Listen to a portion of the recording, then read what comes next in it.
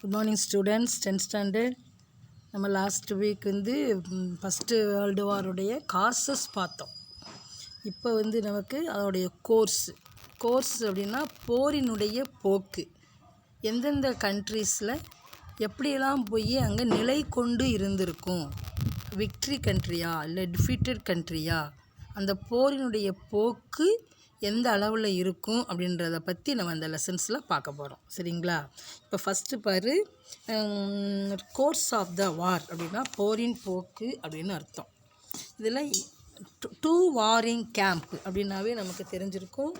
First காசஸ்லேயே 2 camp two camp வேர் divided அப்படின்னு சொல்லி நம்ம படிச்சிருப்போம். ட்ரிபிள் அலையன்ஸ் அண்டு ட்ரிபிள் ஆன்டென்டி அப்படின்னு நம்ம படிச்சிருப்போம்.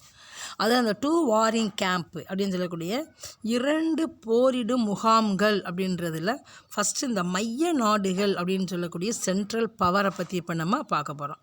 சென்ட்ரல் பவர் கண்ட்ரி அப்படின்னாவே நமக்கு டக்குன்னு ஞாபகத்துக்கு வர்றது ஜெர்மனியாகவே இருக்கும். ஏன்னா ஜெர்மனி நியூ வெப்பன்ஸ் எல்லாம் அவங்க கண்டுபிடிப்பாங்க. கிரேட்டஸ்ட்டாக இருக்கக்கூடிய ரிசோர்ஸஸ் எங்கே இருக்கோ அதையெல்லாம் அவங்க கேப்சர் பண்ணுவாங்க. அந்த கண்ட்ரீஸை ஆக்குபை பண்ணிக்கிடுவாங்க. இதுதான் அந்த ஜெர்மனியுடைய இன்வால்வ்மெண்ட்டு. ரிசோர்ஸஸ் அதிகமாக கிடைக்கிறதுனால அவங்க நிறைய நாடுகளை என்ன செஞ்சுக்குவாங்க, கேப்சர் பண்ணிக்கிடுவாங்க. சரிங்களாப்பா? அதனால தான் இந்த சென்ட்ரல் பவர்ஸ் அப்படின்னு சொல்லக்கூடிய மைய நாடுகள் பற்றி இப்போ நம்ம பார்க்க போகிறோம். போயிடலாமா? The warring nations were divided into 2. The central powers consisted of Germany, Austria-Hungary, Turkey and Bulgaria. Italy, which was earlier with Germany and Austria, had left as her attempt to recover the Trentino in northeast Italy, where Italians lived in majority but remained as part and parcel of Austria-Hungary was not supported by Germany. இதுக்கு என்ன meaning சொல்கிறாங்கன்னா தம்பி, போரிடக்கூடிய 2 நாடுகள் என்ன பண்ணுவேன், நாடுகள் 2 அணிகளாக என்ன செஞ்சுக்கும், பிரிஞ்சுக்கிறோம். இதில் இந்த சென்ட்ரல் பவர்ஸ் அப்படின்னாவே அதில் Germany, Austria, Hungary, Turkey, Bulgaria, இந்த கண்ட்ரீஸ் எல்லாம் ஒரு பக்கம் இருக்கும். இன்னொரு ஸ்டார்டிங்கில் பார்த்தோம் அப்படின்னா ஜெர்மனியோடு ஆஸ்திரியாவோடும் ஜாயிண்டாக இருந்த இத்தாலி பின்னாடி என்ன செஞ்சிடும்னா கொஞ்சம் விலக ஆரம்பிச்சிடும். இந்த ட்ரென்டினோ நகர் அப்படின்னு சொல்லக்கூடிய வடகிழக்கு இத்தாலியில் அமைஞ்சிருக்கக்கூடிய அந்த பிளேஸு ஆஸ்திரிய ஹங்கேரியோடைய கண்ட்ரோலுக்கு உட்பட்டதாக அந்த பிளேஸ் இருந்திருக்கும். ஆனாலும் இத்தாலியில் வாழக்கூடிய மக்கள் என்ன செய்வாங்கன்னா, இந்த ட்ரென்டினோ அப்படின்ற நகரை மீட்பதற்காக நிறைய எஃபர்ட் எடுப்பாங்க. அதை ஜெர்மனி என்ன செய்யாது, சப்போர்ட் பண்ணாது, அகெயின்ஸ்ட் பண்ணும். அதனால தான் என்ன பண்ணும், இந்த ஜெர்மனியை விட்டுட்டு இத்தாலி விலக ஆரம்பிச்சிடும். இதுதான் இந்த சென்ட்ரல் பவர்ஸுடைய பெஸ்ட்டு ரீசனபிள் இதாக தான் இருக்கும். இத்தாலியோட இன்வால்வ்மெண்ட்டுக்கு ஜெர்மனி சப்போர்ட் பண்ணாமல் இருக்கிறதுனால இத்தாலி அவங்க ஜெர்மனியிலிருந்து விலக ஆரம்பிச்சிடும். இதுக்கு இம்பார்ட்டன்ட் ரீசன் ட்ரென்டினோ அப்படின்ற ஒரு பிளேஸ் தான் காரணமாக இருந்திருக்கும். எஸ், நெக்ஸ்ட்டு என்ன பார்க்க போகிறோம், அலைஸ்ன்னு என்னது, நேச நாடுகள் அப்படின்னு சொல்லுவாங்க. The 9 states that opposed the central powers were Russia, France, Britain, Italy, the United States, Belgium, Serbia, Romania and Greece. Romania and Greece declared war on central power in 1916 and 17 respectively, but played a little part in the war. அதாவது இந்த நேச நாடுகள் அப்படின்னு சொல்கிறோம்ல, அந்த நாடுகளை மைய நாடுகளாக இருக்கக்கூடிய கண்ட்ரிஸ் என்ன செய்யும், எதிர்க்க ஆரம்பிக்கும். அது அந்த நிறைய கண்ட்ரி, ஃப்ரான்ஸு, பிரிட்டன், இட்டாலி, இந்த மாதிரி 9 நாடுகள் என்ன செய்யும்னா, இந்த நேச நாடுகள், அந்த நாடுகள் என்ன செய்யும், மைய நாடுகள்னு சொல்லக்கூடிய இந்த சென்ட்ரல் கண்ட்ரீஸை எதிர்க்க ஆரம்பிக்கும். இதில் ருமேனியாவும் கிரீஸும் என்ன பண்ணும்னா 1916-17 மைய நாடுகள்னு சொல்லக்கூடிய சென்ட்ரல் பவர் கண்ட்ரிக்கு அப்போசிங் கண்ட்ரீஸாக தன்னை என்ன செஞ்சுக்கிறோம், டெக்ளேர் பண்ணிக்கிறோம். நெக்ஸ்ட் என்ன பார்க்க போகிறோம், war in western or French front. Western side அப்படின்னா இந்த ஃப்ரான்ஸ் சைடு இந்த போரினுடைய தாக்கம் அங்கே எப்படி போய் இருந்திருக்குன்றதை பார்க்க போகிறோம். Germany, the steamrolled and smashed the resistance of the people of Belgium. பெல்ஜிய மக்களுடைய எதிர்ப்பை ஜெர்மனி என்ன செய்யும், முற்றிலுமாக தோற்கடிச்சிரும். ஆனால் on the side of the Allies, the burden of the fighting fell on the French army. Within a month, Paris seemed almost doomed. அதாவது இந்த நேச நாடுகளுடைய அணியில் போர் செய்ய வேண்டிய சுமை யாருக்கு அதிகபட்சமாக போய் சேரும் அப்படின்னு பார்த்தோம்னா, ஃப்ரான்ஸாக இருக்கக்கூடிய வெஸ்டர்ன் கண்ட்ரீஸில் இருக்கக்கூடிய வெஸ்டர்ன் ஃப்ரண்ட் கண்ட்ரீஸ் ஃப்ரான்ஸுக்கு இந்த அதிகமான சுமைகள்லாம் போய் சேரும். என்ன பார்க்க போகிறோம், பேட்டில் ஆஃப் டான்னன்பர்க் அண்டு மேரன். இந்த டான்னன்பர்க் அப்படின்றது எங்கே இருக்குன்னு பாய்ஸு கேர்ள்ஸ், ஜெர்மனிக்கு உள்ள இன்டீரியராக இருக்கக்கூடிய நார்த்தன் சைடு இருக்கக்கூடிய ஒரு பிளேஸ் தான் வந்து டான்னன்பர்க். இந்த மேரன் அப்படின்றது என்ன அப்படின்னு பார்த்தோம்னா, அது ஃப்ரான்ஸில் இருக்கக்கூடிய ஒரு ரிவர். அந்த மார்ன் ஆற்றங்கரையில் தான் ரிவரில் தான் வந்து பேங்க் ஆஃப் த ரிவரில் தான் ஜெர்மனி அன்எக்ஸ்பெக்டடாக ஃப்ரான்ஸால் வந்து டிஃபீட்டட் கண்ட்ரிஸாக மாறும். எது, ஜெர்மனி அவ்வளோ பெரிய கண்ட்ரிஸு, நிறைய பவர் இருக்குது, ரிசோர்ஸஸ் வச்சுருக்கு. அதுவும் அன்எக்ஸ்பெக்டடாக ஃப்ரான்ஸில் மேரன் அப்படின்ற ஒரு நதிக்கரையில் ஏற்படுற போரில் ஜெர்மனி வந்து தோற்று போயிடும். அதனால தான் இது ரெண்டையும் மட்டும் நமக்கு ஹெட்டிங்காக கொடுத்துருக்காங்க, அதை பாரு. Meanwhile Russia forces invaded East Prussia. Germany defeated them decisively. At the Battle of Marne, the French succeeded in pushing back the Germans. Paris was thus saved. The Battle of Marne is a memorable for trench warfare. எப்படி சொல்கிறாங்கன்னு பாரு. இந்த மாதிரியான சமயத்தில் வந்து ரஷ்ய படைகள் என்ன செய்யும் அப்படின்னு பார்த்தோம்னா, கிழக்கு பக்கமாக இருக்கக்கூடிய பிரஷ்யா மீது என்ன செய்யும், படையெடுத்து போகும். அதோட இந்த டான்னன்பர்க் அப்படின்ற ஒரு போரில் ரஷ்யாவுக்கு வந்து அதிகமான இழப்புகள் வந்து ஏற்படும். அதனால் இந்த போர் வந்து ஒரு திருப்பத்தை ஏற்படுத்திய ஒரு போர் அப்படின்னு நம்ம ரஷ்யாவுக்கு இதை நம்ம சொல்லலாம். இந்த மேரன் போர் 1914 நடந்த அந்த போரில் ஃப்ரான்ஸ் படைகள் என்ன செய்யும் அப்படின்னாக்கா, ஜெர்மனியை வந்து தோற்கடிச்சிடும். அதனால தான் பாரிஸ் பீஸ் கான்ஃபரன்ஸ் அப்படின்ற ஒன்று என்ன செய்வாங்க, பாரிஸ் வந்து ப்ரொடெக்ட் பண்ணப்பட்டிருக்கும். அதனால தான் என்ன செஞ்சுருப்பாங்கன்னாக்கா, இந்த மாரன் அப்படின்ற ஒரு ஆற்றங்கரையில் நடந்த போரானது ஃப்ரான்ஸுக்கும் ஜெர்மனிக்கு நடந்த போர் பதுங்கு குழிப்போர் அப்படின்னு சொல்லக்கூடிய ட்ரென்ச் வார்ஃபேர் அப்படின்னும் இந்த வாரை வந்து நம்ம சொல்லலாம். இப்போ இந்த ரிவர் மேரன் வார் அப்படின்றது ட்ரென்ச் வார்ஃபேர் அப்படின்னு சொல்கிறாங்கன்னு சொல்கிறோம். அந்த ட்ரென்ச் வார்ஃபேர் அப்படின்னா என்ன அப்படின்னு பார்த்தோம்னா, பதுங்கு குழி போர்னு அர்த்தம். அந்த ட்ரென்ச்சு அப்படின்னாவே பதுங்கி என்ன செய்வாங்க, போர் செய்வாங்க. குழியை தோண்டி அதுக்குள்ளே என்ன செய்வாங்க, அவங்க அந்த சோல்ஜர்ஸ்லாம் அதில் உட்காந்துக்குவாங்க. அவங்க எதிரிகள் வரக்கூடியதை மட்டும்தான் அவங்க கண்களுக்கு அது தெரியும். அது வந்து உள்ளே வந்து ஒரு பெரிய குழி மாதிரியே இருக்காது, இந்த ஜிக்ஜாக்காக இருக்கும் உள்ளுக்கு. அதனால் அவங்க அதுக்குள்ளே என்ன செய்வாங்கன்னா, இங்கேருந்து ஒரு 2 மீட்டரோ 3 மீட்டரோ தள்ளி குழிகளை வெட்டிக்குவாங்க. அது மூலமாக அவங்களுக்கு என்ன செய்வாங்க, ஃபுட்டெல்லாம் வந்து அவங்களுக்கு அது மூலமாக தான், அண்டர் கிரவுண்டு மூலமாக தான் வரும். அதனால தான் இதுக்கு பேர் ட்ரென்ச் வார்ஃபேர். இந்த படத்தை பார்த்தாவே உங்களுக்கு தெரிஞ்சிருக்கும். அங்கங்கே என்ன செஞ்சுருப்பாங்கன்னா, பெரிய குழிகளை தோண்டி வச்சுருப்பாங்க.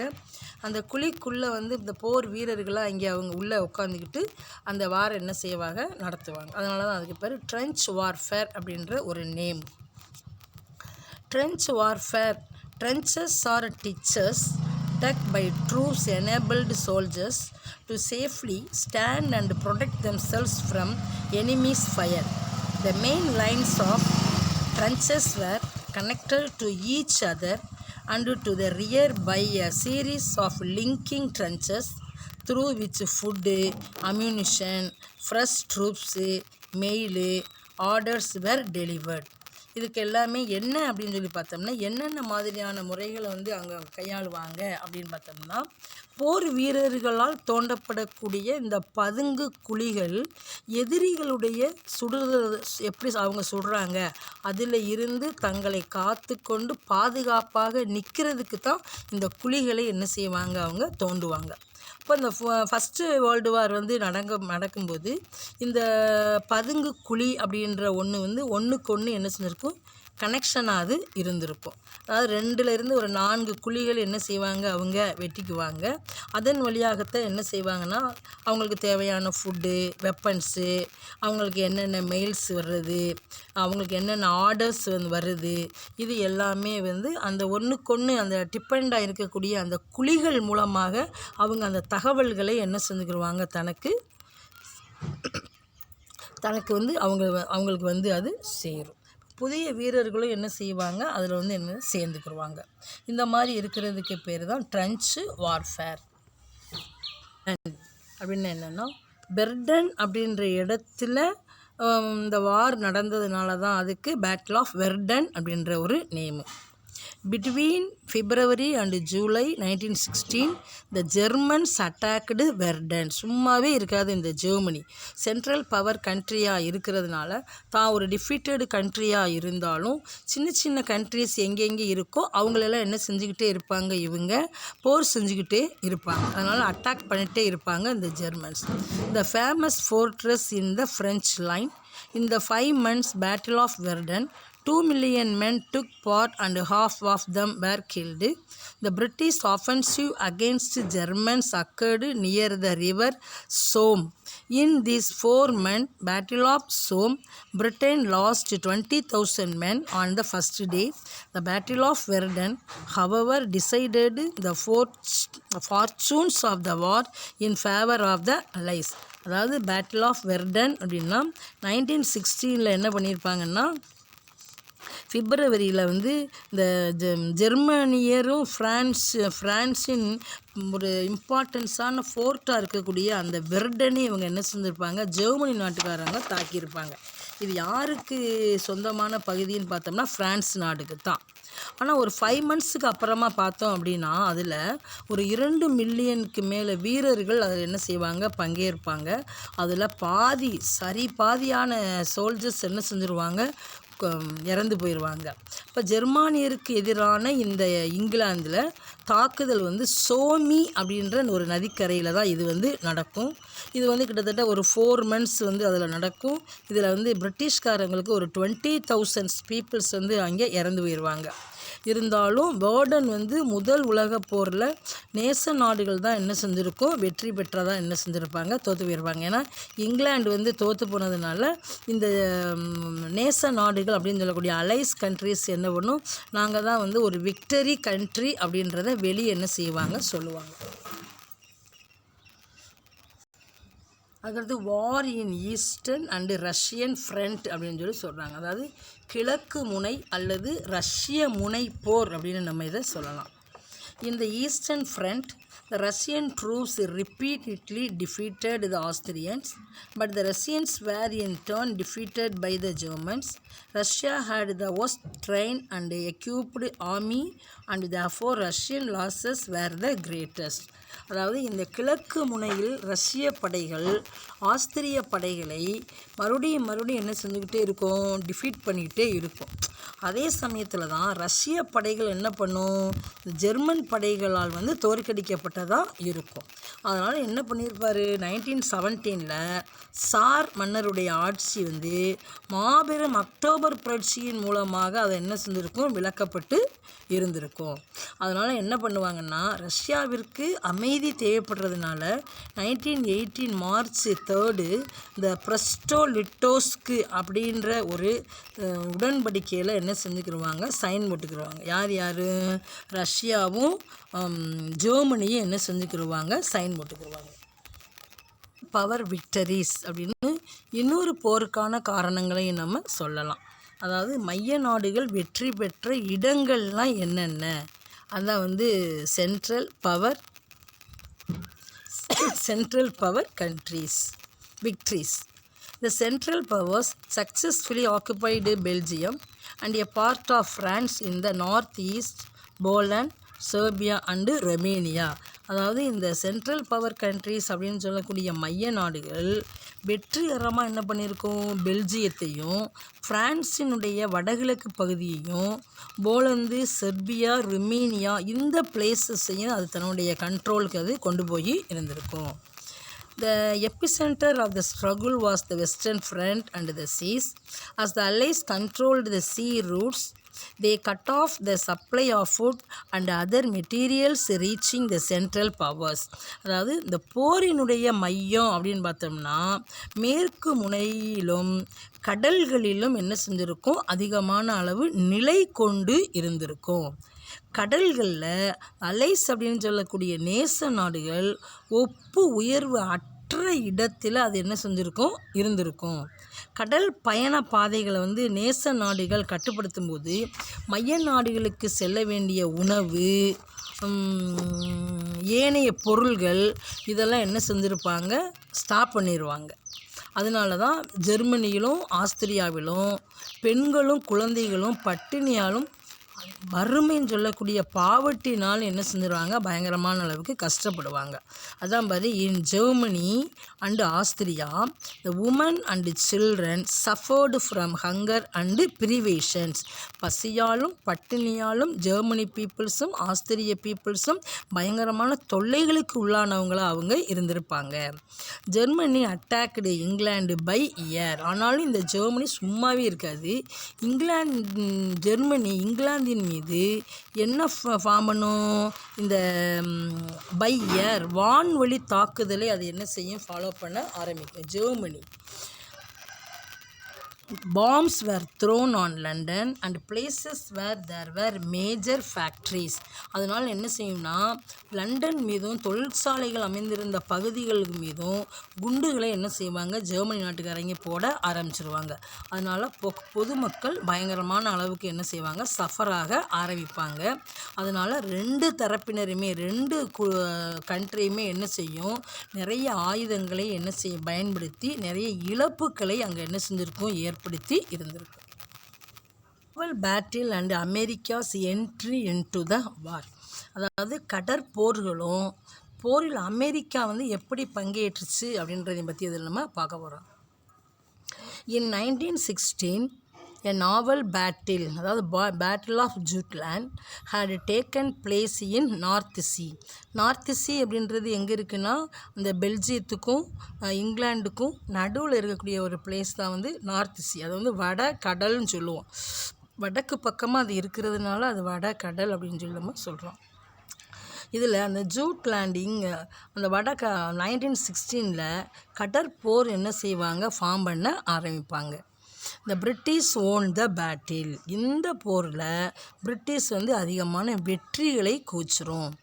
Thereafter, Germany started their submarine warfare and the cruisers went roaming about the interfering with the shipping of the allies. இந்த இங்கிலாந்து அதிகமான வெற்றிகளை பெற்றாலும் அதற்கு பின்னால் ஜெர்மானியர்களுடைய இன்வால்மெண்ட்டு அங்கே உள்ளே போக ஆரம்பிக்கும். அப்போ அவங்க என்ன போரை ஃபார்ம் பண்ணுவாங்க, சப்மரைன் அப்படின்னு சொல்லக்கூடிய நீர்மூழ்கி கப்பல்களை பயன்படுத்தி நீர்மூழ்கி போரை என்ன செய்வாங்க, ஒரு பக்கம் ஜெர்மனி ஃபாலோ பண்ண ஆரம்பிப்பாங்க. இது அந்த அலைஸ் சொல்லக்கூடிய நேச நாடுகளுடைய கப்பல்களுக்கு இது இடையூறாக இருக்கும். யார் ஃபார்ம் பண்ணுறது, இந்த ஜெர்மனி ஃபார்ம் பண்ணக்கூடிய நீர்மூழ்கி போர் அப்படின்றது அலைஸ் கண்ட்ரிஸ்க்கு பயங்கர டிஃபிகல்ட்டிஸை தரக்கூடியதாக அது இருக்கும். கப்பல் அதான் என்ன பண்ணுவாங்கன்னா, one of these was the famous Emden which bombed Madras as a countermeasures to the blockade Germans proclaimed in January 1917 that they would sink even neutral ship in certain waters. அதாவது இந்த புகழ்பெற்ற எம்டன் அப்படின்ற ஒரு ஷிப்போடைய பேர் தான் எம்டன். அந்த கீழே இருக்கிற படத்தை பார்த்தாவே நீங்கள் தெரியும். அந்த எம்டன் அப்படின்ற ஒரு கப்பல் மெட்ராஸில் என்ன செஞ்சுருக்கோம், அதிகமான குண்டுகளை வீச ஆரம்பிச்சிரும். அதனால் அந்த கப்பல்களுடைய போக்குவரத்து தடை செய்யப்பட்டு அவங்க பயங்கரமான நடவடிக்கைகளை என்ன செய்வாங்க எடுக்க ஆரம்பிக்கும்போது 1917 ஜனவரியில்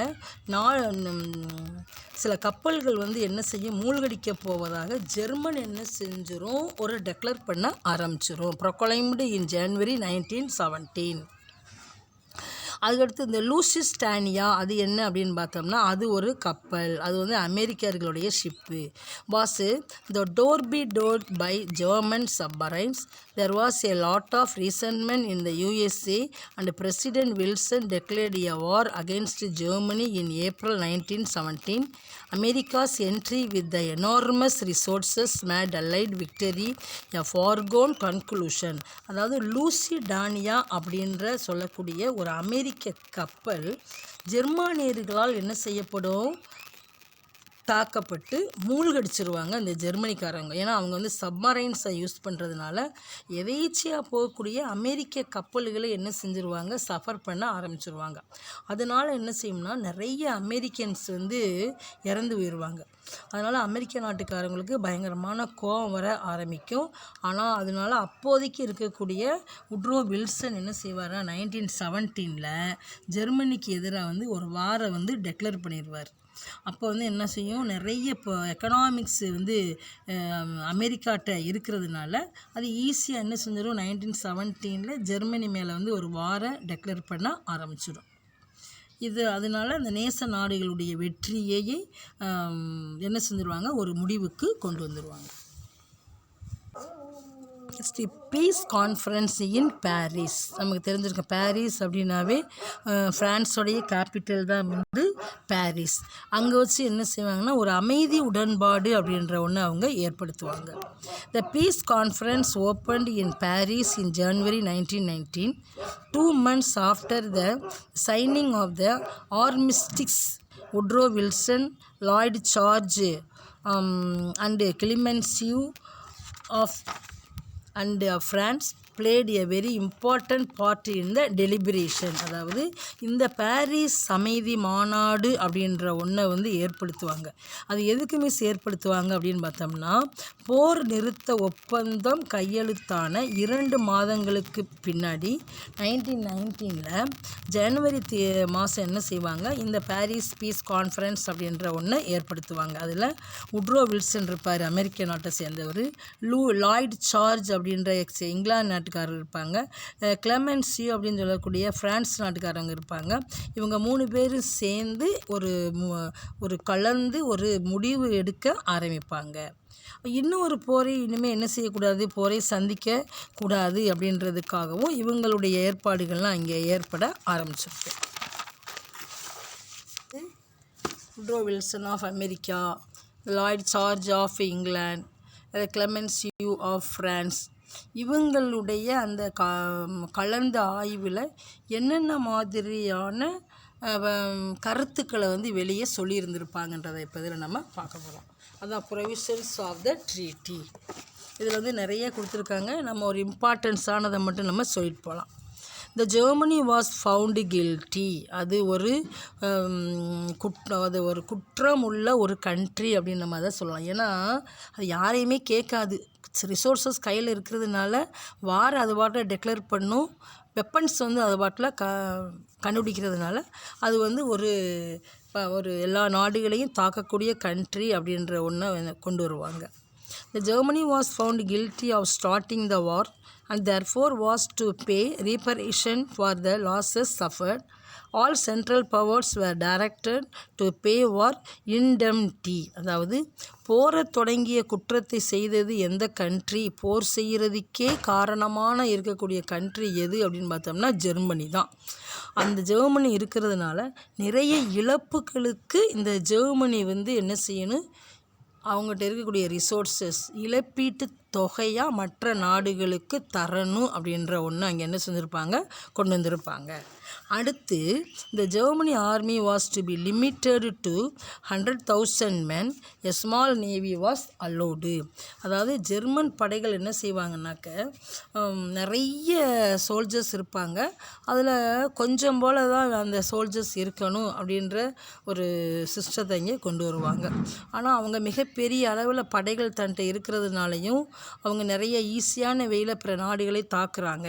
அதனால் அவங்க ஒரு சின்ன நேவியை வேணால் அவங்க என்ன செஞ்சுக்கலாம், தன்னோட கையில் வச்சுக்கலாம். அது அவங்கள ப்ரொடெக்ட் பண்ணுறதுக்காக மட்டுமே அந்த கொஞ்சம் போல் வீரர்களையும் படைய சோல்ஜர்ஸையும் ஒரு சின்ன ஆர்மியும் வச்சுக்கலாம் அப்படின்ற ஒரு ட்ரீட்டியில் அங்கே பேசுவாங்க. the union of Austria and Germany was forbidden.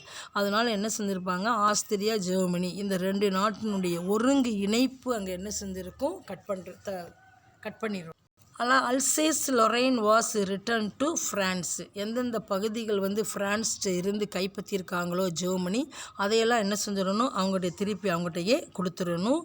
இதனால் ஃப்ரீடம் நிறைய ஸ்லேவ் கண்ட்ரீஸாக இருந்திருக்கும், அதெல்லாம் ஒரு ஃப்ரீடம் கண்ட்ரியாக மாறணும்.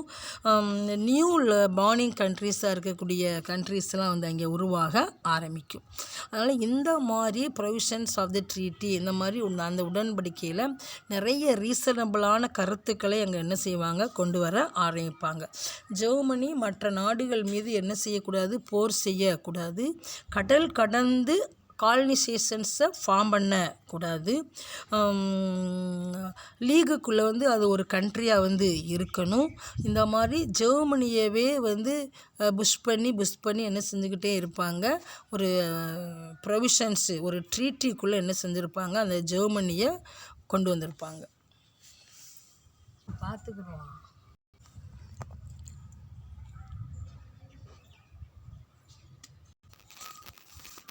The First World War left a deep impact of European society and polity. Through conscription and through air raids, the war had involved and affected far more of the population than in the past. The 8 million had died in 4 years. அதாவது நிறைய நாடுகள் அது என்ன செய்கிறோம், நிறைய நாடுகள் ரிசோர்ஸஸை அதிகமான அளவுக்கு அதில் அந்த போரில் இழக்க ஆரம்பிச்சிடும். அதனால் ஒரு 8 million had died in 4 years. இந்த 1914 to 18 நடந்த வாரில் ஜெர்மனுடைய வலு அதிகமாக இருக்கிறதுனால கிட்டத்தட்ட 8 million பீப்புள்ஸ் அதில் என்ன செஞ்சுருவாங்க, இறந்து போயிடுவாங்க. அதனால் மறுபடியும் இந்த வார் நடக்கக்கூடாது அப்படின்றத பார்க்குறதுக்காகத்தான் லீக் ஆஃப் நேஷன்ஸ் அப்படின்னு சொல்லக்கூடிய ஒன்று அவங்க என்ன செய்வாங்க, அங்கே பண்ணுவாங்க. இதில் Mustafa Kemal Pasha played a remarkable role for Turkish rebirth as a nation. இதில் டர்க்கி ஒரு பயங்கரமான டிஃபீட்டட் கண்ட்ரியாக இருந்திருக்கும். அதனால் அந்த கண்ட்ரியை மறுபடியும் ஒரு வலுவுள்ள கண்ட்ரியாக மாற்றணும் அப்படின்றதுக்காக அந்த நாட்டை சேர்ந்த முஸ்தபா கமால் பாஷாவுடைய ரோலிங் அதிகமான அளவுக்கு அங்கே போகும். கமால் பாஷா மாடர்னைஸ்டு டர்க்கியை ஒரு மாடர்னைஸ்டு கண்ட்ரியாக கொண்டு வரணும் அப்படின்றதான் அவருடைய எய்மாக இருந்திருக்கும். இம்பேக்ட் ஆஃப் இந்தியா, அதாவது இந்தியாவின் மீதான தாக்கம் அப்படின்றது என்னன்றதை பற்றி நம்ம பார்க்க போகிறோம். பிரிட்டிஷ் டுக்கு a lot of money and men from India. எங்கேருந்து நிறைய எடுத்துகிட்டு போனாங்க அப்படின்னு பார்த்தோம்னா, நிறைய men and money were taken by British from India. இந்திய நாட்டிலிருந்து நிறைய என்ன செஞ்சுட்டு போனாங்க, எடுத்துகிட்டு போனாங்க. மென்னு ரிசோர்ஸ் எல்லாத்தையும் எடுத்துகிட்டு போனதுனாலையும் நம்ம இந்தியாவுக்கு ஒரு தாக்கம் ஏற்பட்டிருந்திருக்கும். War gave new ideas to the Indians who participated. அதாவது வார் அவங்க ஸ்டார்ட் பண்ணோடனே நம்ம இந்தியன்ஸ் என்ன பண்ணிப்பாங்கன்னா, நமக்கு ஏதாவது ஹெல்ப் பண்ணுவாங்க அப்படின்றதுல இந்தியாஸ் ஃபுல்லாக அவங்களுக்கு ஹெல்ப் பண்ண போயிருப்பாங்க. அதில் நம்ம இந்தியன்ஸ்க்கு மோர் டிஸப்பாயிண்டடாக இருந்திருப்பாங்க. அதுவும் ஒரு இம்பேக்ட்னு அப்படின்னு நம்ம சொல்லலாம். The home rule moment become popular. Home rule moment அப்படின்னு சொல்லக்கூடிய 1916 நம்ம தமிழ்நாட்டில் மிஸ்ஸஸ் அன்னி பெசன்ட் அப்படின்றவங்க தன்னாட்சி இயக்கம் அப்படின்ற ஒன்று அவங்க என்ன செய்வாங்க, ஃபார்ம் பண்ண ஆரம்பிப்பாங்க. அது நம்ம இந்தியாவில், அதுவும் பர்டிகுலராக நம்ம தமிழ்நாட்டில் பயங்கரமான பாப்புலாரிட்டியாக இருக்க ஆரம்பிச்சிருக்கோம். Congress party becomes United. அதனால் நம்ம தமிழ்நாடு பொறுத்த வரைக்கும் அல்லது இந்தியாவிலையும் ஐஎன்சி அப்படின்னு சொல்லக்கூடிய இந்தியன் நேஷனல் காங்கிரஸ் என்ன செய்யும், அங்கே நிறைய ஒரு 11 இடங்களில் வின் பண்ணியிருப்பாங்க. அதனாலேயும் ஒரு மினிஸ்ட்ரி ஃபார்ம் பண்ணணும் அப்படின்னு நினைக்கும்போது பிரிட்டிஷ்காரங்களுடைய தாக்கங்கள் அங்கே ஏற்பட ஆரம்பிச்சிருக்கும். The support for sultans become a Khilafat movement. Khilafat movement அப்படின்னு சொல்லக்கூடிய ஒரு இயக்கத்தை அலி பிரதர்ஸ் அங்கே உருவாக்குவாங்க. அது முஸ்லீம்ஸ்களுடைய மெஜாரிட்டி அதிகமாக இருக்கிறதுனால அவங்களுக்கு ஃபேவரபுளாக இருக்கும், நம்ம ஹிந்துஸ்க்கு ரொம்ப டிஃபெக்டாக இருக்கும். அதனால் இதுவும் ஒரு தாக்கம் அப்படின்னு நம்ம சொல்லலாம். ஸோ இது மட்டும்தான் நம்ம இம்பேக்ட் ஆஃப் இந்தியா அப்படின்னு நம்ம சொல்லலாம். நெக்ஸ்ட்டு என்ன போகிறோம், Russian revolution and it's impact. அதாவது ரஷ்ய புரட்சியும் அதனுடைய தாக்கம் என்னன்றதை பற்றி இதில் பார்க்க போகிறோம். The biggest outcome of the war, the Russian revolution was unique in world history. The socio political and economic conditions prevailing in Russia were brought to by a head by the vast losses and suffering caused by the war. முதல் உலகப் போரில் பெரிய மாபெரும் விளைவு உலக வரலாற்றிலேயே ஒரு தனித்தன்மை கொண்டது அப்படின்னு சொன்னோம்னா அது ரஷ்ய புரட்சியாகவே இருந்திருக்கும். இந்த ஃபஸ்ட்டு வேர்ல்டு வாரில் நிறைய இழப்புகள் ஏற்பட்டதோடு இல்லாமல் பயங்கரமான டிஃபெக்ட் கஷ்டங்களும் அங்கே ஏற்பட்டு இருந்திருக்கும். அதனால் ரஷ்யாவில் ரொம்ப ரொம்ப மோசமான சமூக அரசியல் பொருளாதார நிலைகள் பயங்கரமான உச்சத்தை தொடக்கூடிய ஒன்றா இந்த ரஷ்யன் ரெவல்யூஷன் இருந்திருக்கும். இப்போ what are the causes for the Russian revolution, என்னென்ன காரணங்கள் அப்படின்றத பற்றி இதில் பார்க்க போகிறோம். ஃபஸ்ட்டு சோசியல் காசஸ் அப்படின்னு சொல்கிறாங்க. In Russia, Peter the Great and Catherine II attempted westernizations without changing the social conditions. The Russian peasants were tied to lands owned by wealthy Russians. After Russia's defeat in the Crimean War, some reforms were introduced. In 1861, Tsar Alexander II abolished serfdom and emancipated the serfs. அதாவது first என்ன reason அப்படின்னு பார்த்தோம்னா சமூக காரணங்கள் தான் ஒரு causes அப்படின்னு சொல்கிறாங்க. இந்த ரஷ்யாவில் கிரேட் பீட்டர் த கிரேட் அப்படின்னா மகா பீட்டரும் இந்த கேத்தரின் செகண்டும் அவங்க என்ன செய்வாங்கன்னா அந்த சொசைட்டி சமூக நிலைமையை மாற்றாமல் யூரோப்பியன்ஸுடைய அந்த இன்வால்வ்லேயே இவங்க இருந்துகிட்ருப்பாங்க. இதனால் நிறைய ஃபார்மர்ஸாக இருக்கிறவங்க என்ன செய்வாங்கன்னா சர்ஃப் அப்படின்னு சொல்லக்கூடிய பண்ணை அடிமைகளாக என்ன செய்வாங்க, வாழ்ந்து வருவாங்க. ரெவல்யூஷனரிஸ், அதாவது புரட்சிவாதிகளுடைய பங்கும் அங்கே அதிகமான அளவுக்கு இருந்திருக்கும். The spread of revolutionary ideas among the intelligentsia and their repression by the Tsar government made the socialistically inclined students to carry their propaganda to the peasantry. அதாவது இந்த பயங்கரவாதம் வளர்ந்து யூதர்கள், போலந்து அவங்க அப்படின்ற கொஞ்சம் சிறுபான்மை குழுக்களை சேர்ந்தவர்களாக இணைச்சு ஒரு புரட்சிவாத சக்திகளை என்ன செய்வாங்க, அங்கே உருவாக்க ஆரம்பிப்பாங்க. இந்த சோசியலிச ஜனநாயக தொழிலாளர் கட்சி அங்கே என்ன செய்யும், உருவாக ஆரம்பிக்கும். மார்க்சிஸ்டுகள் தங்களை பயங்கரவாத நடவடிக்கைகளுக்கு எதிரானவர்கள் அப்படின்னு என்ன செய்வாங்க, தங்களை சொல்லிக்கிற ஆரம்பிப்பாங்க. இதனால் அங்கே என்ன ஏற்பட்டு இருக்கும், தொழிலாளர் வர்க்கத்தை ஜெர்மனி ரஷ்யன்ஸாக இருக்கிறவங்க என்ன செய்வாங்க, டிஃபீட் பண்ண ஆரம்பிப்பாங்க. இதனால் அங்கே பயங்கரமான ரெவல்யூஷன்ஸ் ஏற்பட சான்சபிள் இருந்திருக்கு. Tsar Nicholas II of the Romanov dynasty had little experience of government. Nicholas encouraged Russian expansions in Manchuria, and 22nd January 1905 Father Capon, a priest, organized a march of men, women, and children of the Tsar Winter Palace in St. Petersburg, demanding the representative National Assembly and agrarian and industrial reforms. இந்த Romano வம்சத்தைச் சேர்ந்த sir 2ஆம் Nicolas அப்படின்றவர் அரசு நிர்வாகத்தில் ரொம்ப குறைவான அனுபவம் உடையவராக அவர் இருந்திருப்பார். அவருடைய மனைவி ஜாரினா அப்படின்றவங்க வந்து அலெக்சாண்ட்ரியா வந்து ரொம்ப ஆதிக்க மனோபாவம் கொண்டவங்களாக அவங்க இருந்திருப்பாங்க. இந்த நிக்கோலஸ் தனது அமைச்சர்களை பலரை வந்து அவர் நம்ப மாட்டார். அதனால் காலனிகளை கைப்பற்றக்கூடிய போட்டியில் மட்டுமே அவர் என்ன செஞ்சுருப்பார், தன்னை இன்வால்வாக வச்சிட்டு இருந்திருப்பார். அதனால் மஞ்சூரியாவில் வந்து ரஷ்யாவுடைய விரிவாக்கத்தை அவர் வந்து எக்ஸ்பேண்ட் பண்ண ஆரம்பிக்கும்போது அங்கே ஒரு பயங்கரமான வார் நடக்க ஆரம்பிக்கும். இதில் தான் என்ன பண்ணியிருப்பாங்கன்னாக்கா, இந்த no longer satisfactory to the left wing parties that formed a Soviet of workers the delegates in Saint Petersburg led by Trotsky. அதாவது இந்த நடுத்தர வர்க்கத்தை சேர்ந்தவருக்கு டூமாவில் வந்து இடமளிக்கப்படாமல் இருக்கிறதுனால இந்த மிதவாதிகளாக இருக்கக்கூடிய அரசின் கொள்கைகளை ஆதரிப்பாங்க.